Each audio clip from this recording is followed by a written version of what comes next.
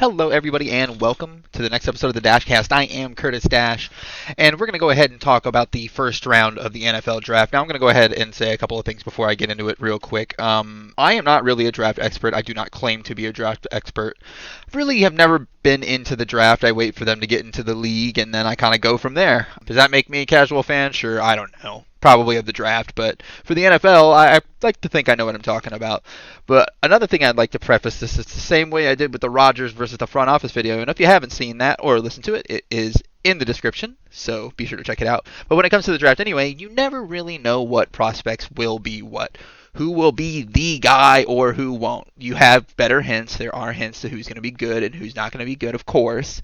But you don't really know until they play a down in the NFL. And even so, it does take some time for players to develop. Could take a little bit. That being said, let's go ahead and get into the first round of the draft and maybe a second rounder, and maybe I'll talk about a fourth rounder here in a little bit. We got to talk Trevor Lawrence first, of course, my Jaguars friends and family. Congratulations to you all. You got the franchise guy. There's nothing that can be said about Trevor Lawrence that I won't say. It's amazing. I hope he continues to have the success.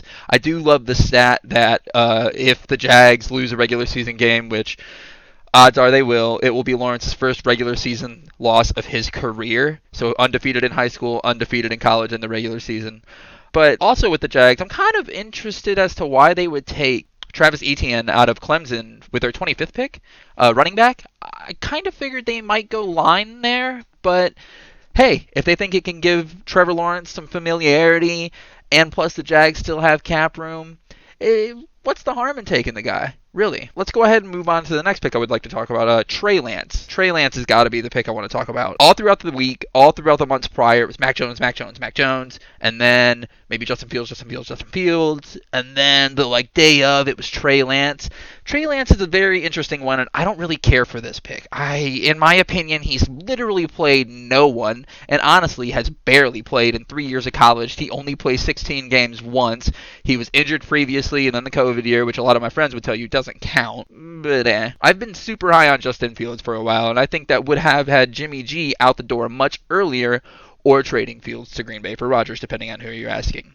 Now, a buddy of mine, Justin, 49ers fan, seems to love this pick a lot more than most, and I don't know if he's talking himself into it, but a bunch of people are calling this QB the one with the highest ceiling in the draft, which isn't hard to disagree with, I suppose. It's kind of hard to prove that. The Niners are not a bad organization. The only reason they are even picking here is because they traded up, and the only reason they were even picking in the draft semi-high was because of that really bad injury-plagued year that they had.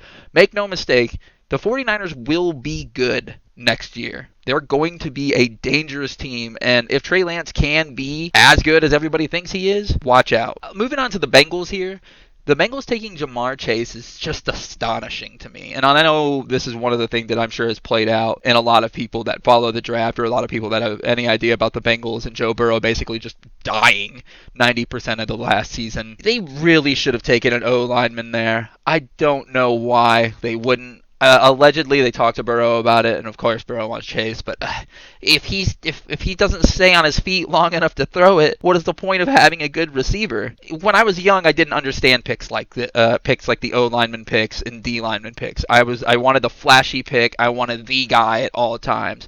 But the older you get, the more you understand, you got to have pieces. It is a 53-man roster. There's 11 men on each side, and every one of them have to do their job. And if that O-line does not do their job, Joe Burrow will not live to fight another day. Moving on to the Carolina Panthers here, I thought them taking a cornerback was very interesting. It definitely shows they're more or less committed to Darnold, and then I think they picked up his fifth-year option around that time, and Mac Jones was still available. Good for them. I hope the best for Darnold. I don't want anything negative to go, his way. He got a bad rap in the Jets, and we're going to see really what's going on. If they have a healthy McCaffrey, maybe that team can do a little bit more.